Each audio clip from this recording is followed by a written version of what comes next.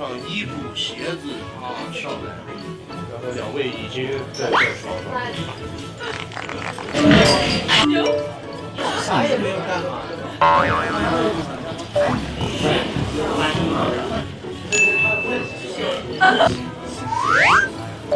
醒了之后基本2万3。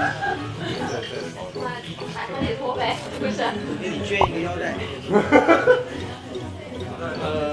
然后稍微的。快点。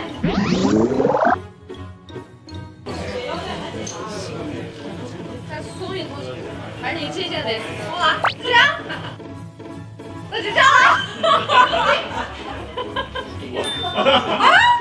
那不行，那不行，那我要不这样。那我们把白水衣服也往外放上。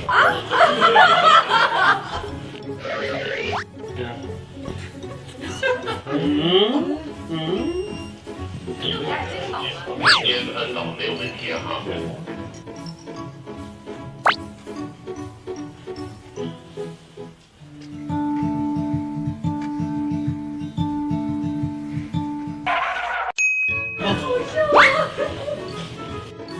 行，换个再紧一点的。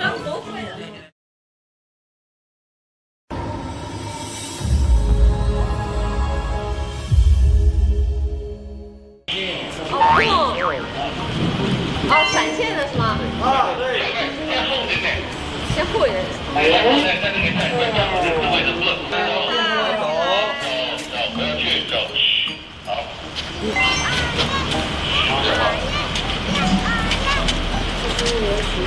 上前。是，咱家对最后位置呢，来。后悔爱人，是不是会浪费我的精神？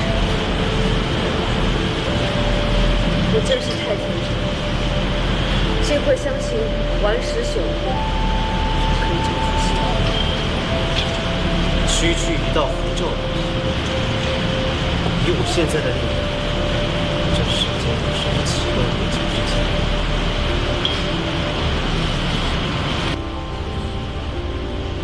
好看吗？可惜，这世间的美景就如这烟火绚丽。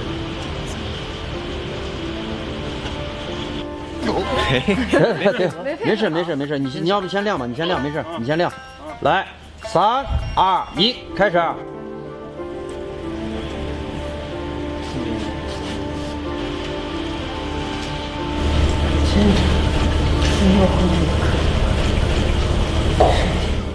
都已经到了这个地步，你叫我如何回头？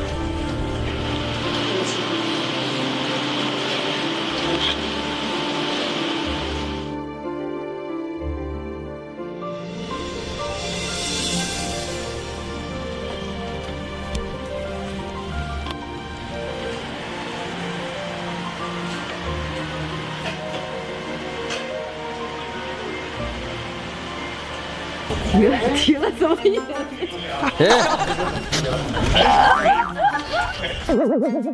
嘴巴都已经糊了。好了。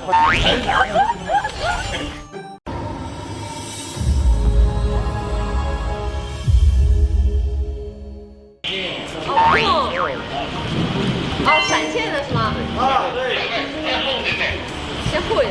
在这里看，智慧的盾，走，不要去走，好。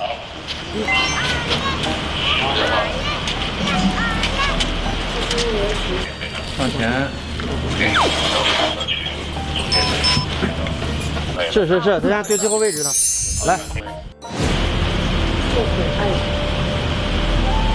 是不是会浪费我的精神？我真是太天真了，谁会相信顽石朽木可以救出希望？区区一道符咒，以我现在的力量，这世间有什么奇怪未解之谜？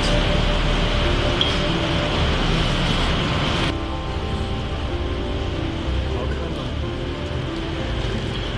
可惜，这世间的美景就如这烟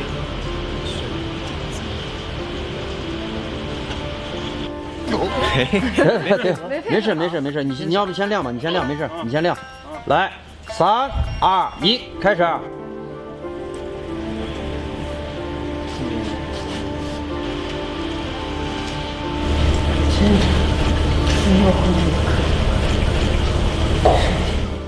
都已经到了这个地步了，你叫我如何回头？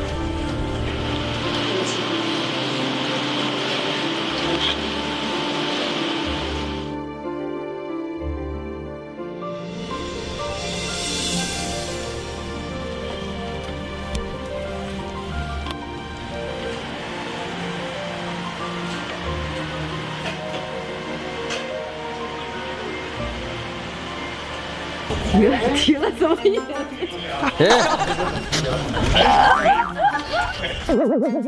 嘴巴都已经糊光了。好了。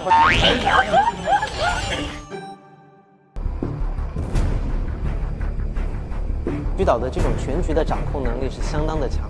这个非常觉得大脑很给演员空间，是一个非常细心的一个人，注重细节。我们来现场走戏的时候，海里已经有了这一场戏。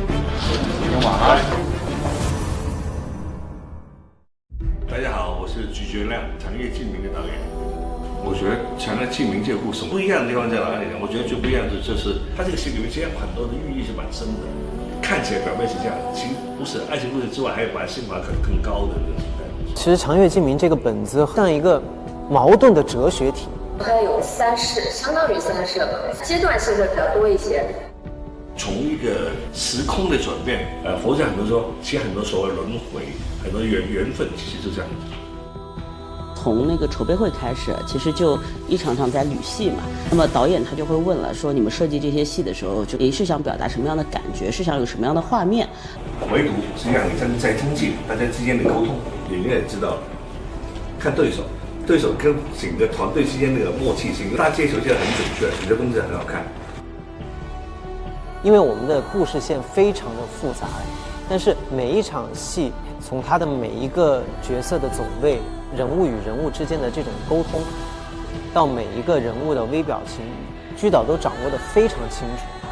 他不会浪费特别多的时间，都让演员把所有的情绪都用完。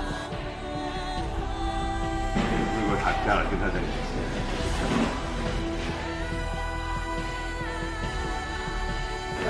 可以吗？可以很好。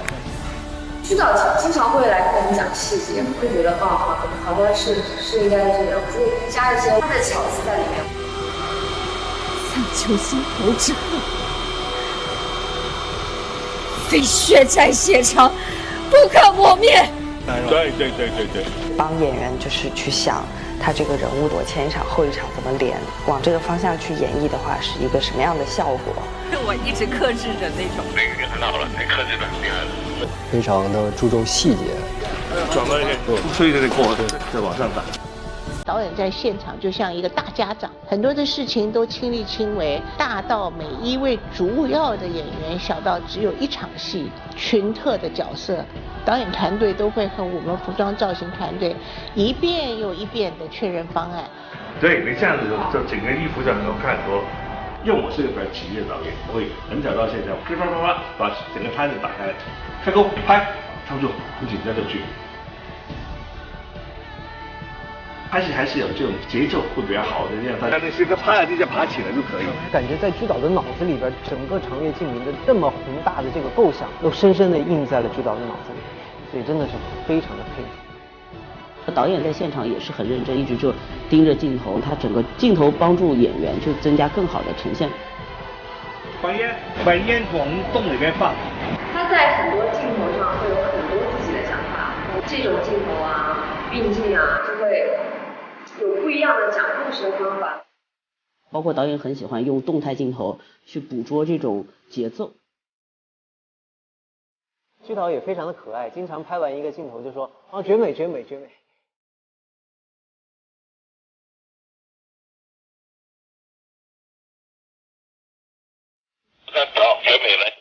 欢迎大家去优酷看《长月烬明》，不看《长月烬明》是你们的选择 ，OK。